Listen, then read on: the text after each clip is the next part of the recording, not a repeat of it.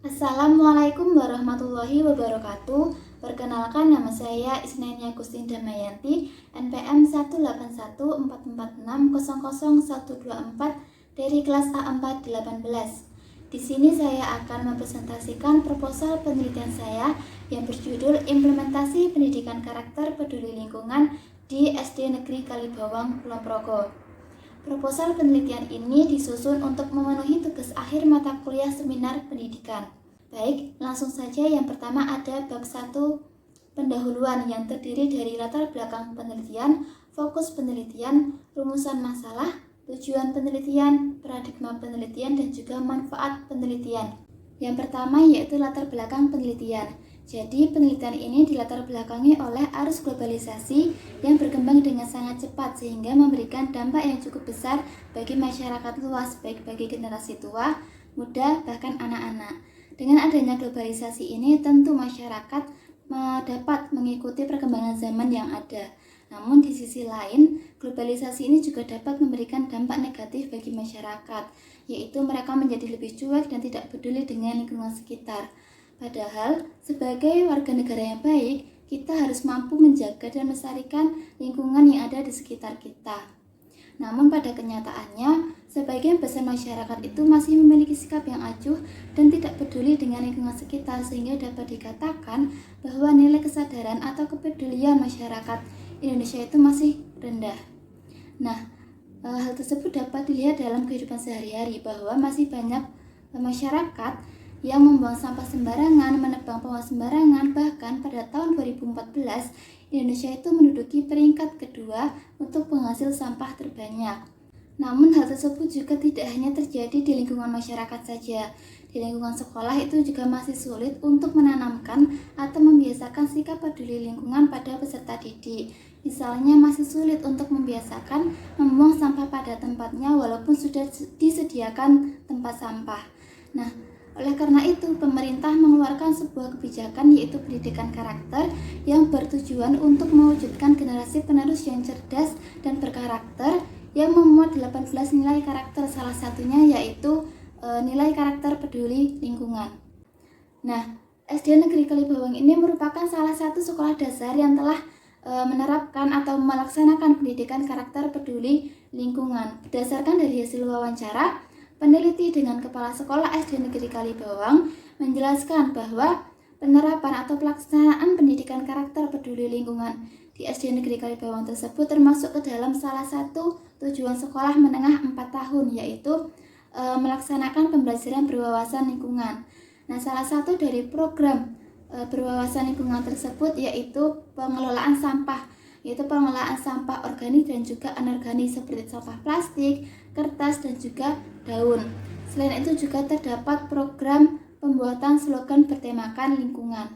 Nah, oleh karena itu, berdasarkan dari uraian tersebut, peneliti tertarik untuk meneliti terkait dengan implementasi pendidikan karakter peduli lingkungan di SD Negeri Kalibawang. Nah, yang selanjutnya yaitu fokus penelitian. Penelitian ini berfokus pada implementasi pendidikan karakter peduli lingkungan di SD Negeri Kalibawang yang dilihat dari pelaksanaan kurikulum, kegiatan lingkungan berbasis partisipatif, pengelolaan sarana pendukung ramah lingkungan, dan juga faktor penghambat. Yang selanjutnya yaitu rumusan masalah. Rumusan masalah yang ditetapkan untuk penelitian ini adalah bagaimana implementasi pendidikan karakter peduli lingkungan di SD Negeri Kalibawang. Selanjutnya yaitu tujuan penelitian. Tujuan penelitian ini adalah untuk memperoleh informasi dan gambaran terkait dengan implementasi pendidikan karakter peduli lingkungan di SD Negeri Kalibawang. Yang selanjutnya yaitu paradigma penelitian. Jadi penelitian ini menggunakan paradigma naturalistik yang dilakukan secara alamiah. Dalam paradigma ini, antara peneliti dan yang diteliti itu bersifat interaktif dan tidak dapat dipisahkan. Dengan menggunakan paradigma ini, peneliti dapat melihat suatu fenomena atau kejadian berdasarkan kondisi yang terjadi, bukan berdasarkan kondisi yang dikendalikan. Sehingga peneliti dapat mendeskripsikan fenomena atau kejadian yang terjadi dengan jelas. Yang selanjutnya yaitu manfaat penelitian. Nah, di sini terdapat dua manfaat, yaitu manfaat teoritis dan juga manfaat praktis. Untuk manfaat teoritis yaitu Secara teoritis, hasil penelitian ini dapat memberikan manfaat dan gambaran bagi dunia pendidikan terkait dengan implementasi pendidikan karakter peduli lingkungan di sekolah. Sedangkan manfaat praktisnya yaitu bagi sekolah, bagi guru, bagi peserta didik, dan juga bagi peneliti. Bagi sekolah yaitu dapat dijadikan sebagai evaluasi terkait dengan pelaksanaan pendidikan karakter di sekolah tersebut.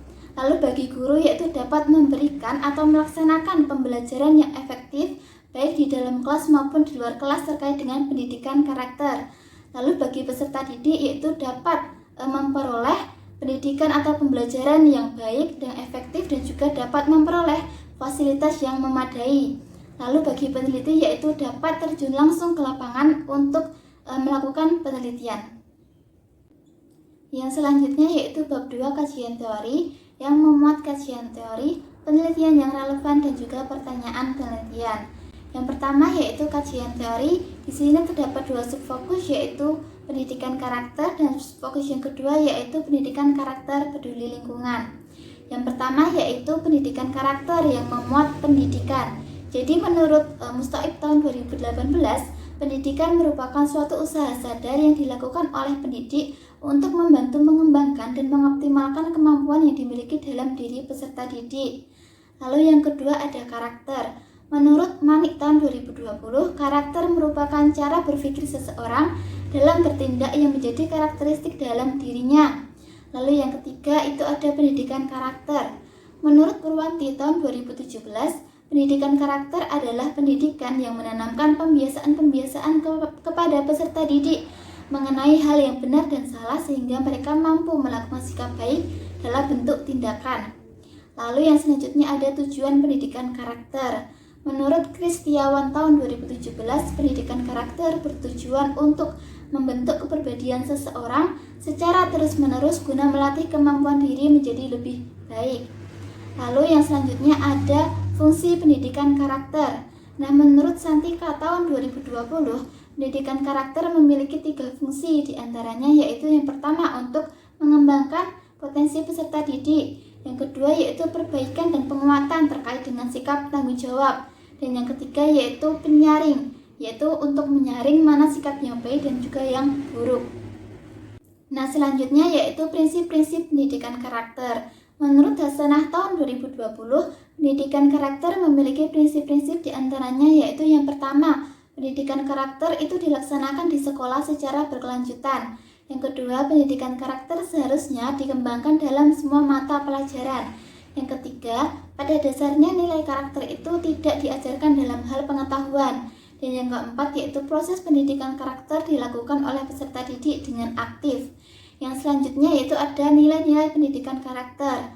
Nah, menurut Kementerian Pendidikan Nasional, pendidikan karakter itu memuat 18 nilai karakter yaitu religius, jujur, toleransi, disiplin, kerja keras, kreatif, mandiri, demokratis, rasa ingin tahu, sikap semangat kebangsaan, cinta tanah air, menghargai prestasi, bersahabat atau komunikatif, cinta damai, gemar membaca, peduli sosial, peduli lingkungan, dan juga tanggung jawab.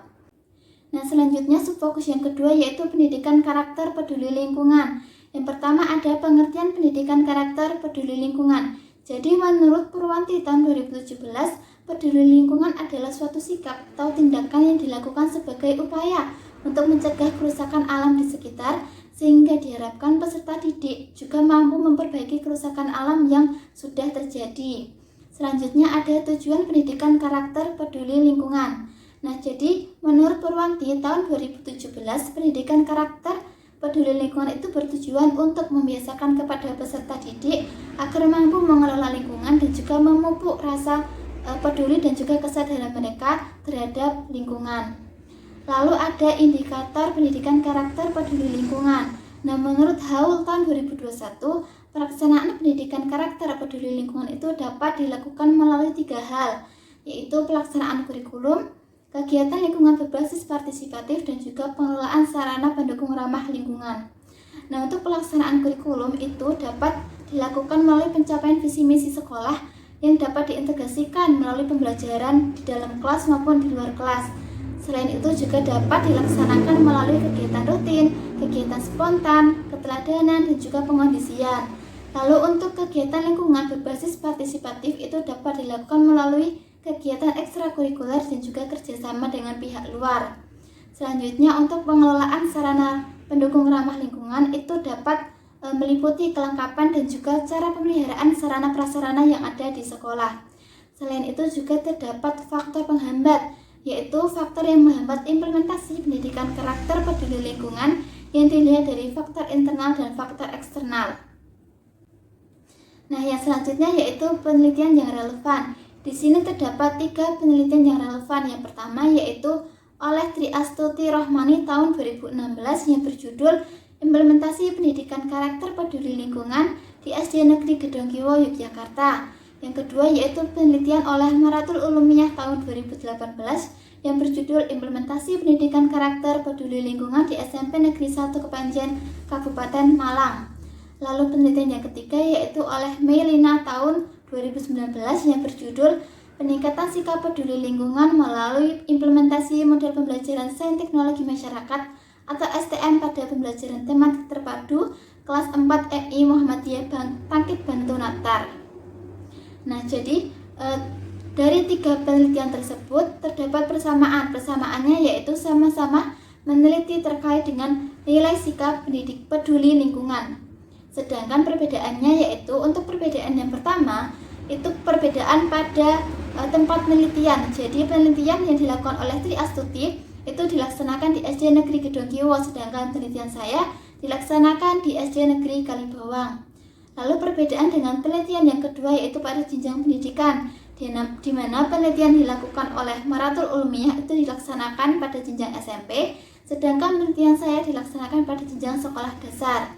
Lalu perbedaan pada penelitian yang ketiga yaitu jika penelitian ketiga itu berfokus pada apakah model pembelajaran sains teknologi masyarakat itu dapat meningkatkan sikap peduli lingkungan atau tidak, sedangkan penelitian saya itu berfokus pada implementasi pendidikan karakter peduli lingkungan di SD Negeri Kalibawang. Nah, selanjutnya yaitu ada pertanyaan penelitian.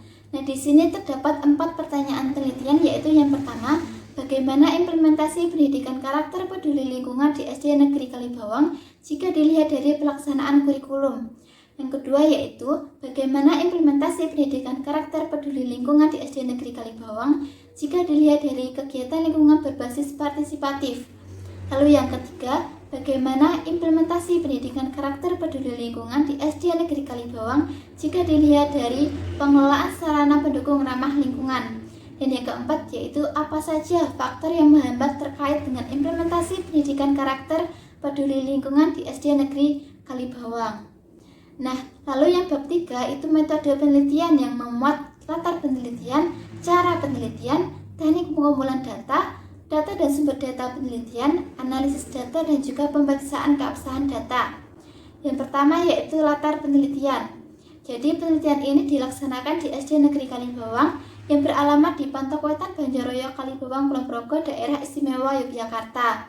Waktu penelitian ini yaitu bulan Februari tahun 2022 dengan subjek penelitian yaitu kepala sekolah, guru dan juga peserta didik SD Negeri Kalibawang. Dan objek penelitiannya yaitu pendidikan karakter peduli lingkungan. Nah, untuk cara penelitian. Jadi penelitian ini dilakukan dengan menggunakan metode penelitian kualitatif yang menggunakan paradigma naturalistik. Dalam penelitian ini, peneliti menyajikan hasil penelitian secara deskriptif, secara kualitatif deskriptif, di mana penelitian kualitatif deskriptif adalah penelitian yang diarahkan untuk memberikan gejala, fakta atau kejadian secara sistematis dan akurat mengenai sifat populasi atau daerah tertentu, sehingga peneliti mengumpulkan data secara deskriptif melalui berupa kata-kata dan juga gambar. Yang selanjutnya teknik pengumpulan data. Nah, di sini peneliti menggunakan 3 teknik yaitu observasi, wawancara dan juga dokumentasi. Yang pertama yaitu teknik observasi. Jadi pada teknik ini peneliti mengamati kejadian yang sedang berlangsung mengenai pendidikan karakter peduli lingkungan di SD Negeri Kalibawang. Yang kedua yaitu teknik wawancara. Jadi di sini peneliti melakukan wawancara atau tanya jawab dengan narasumber atau informan yang dapat memberikan informasi terkait dengan implementasi pendidikan karakter peduli lingkungan di SD Negeri Kalibawang seperti kepala sekolah, guru, dan juga peserta didik.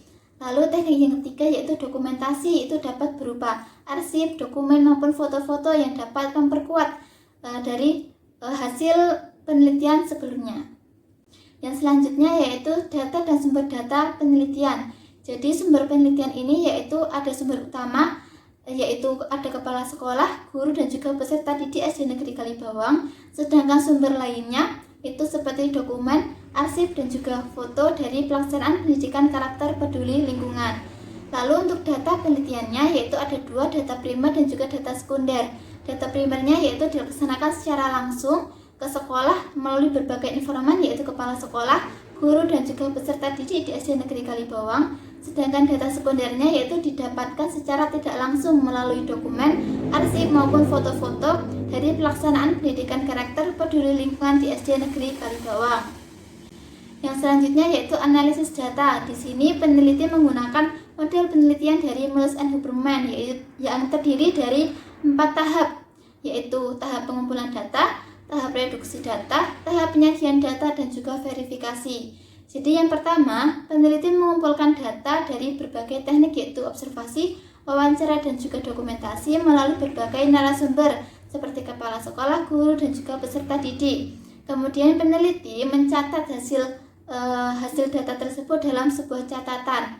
Namun dikarenakan hasil yang didapatkan tersebut terlalu luas, maka peneliti melakukan reduksi data. Peneliti merangkum data manakah data yang perlu dan tidak perlu.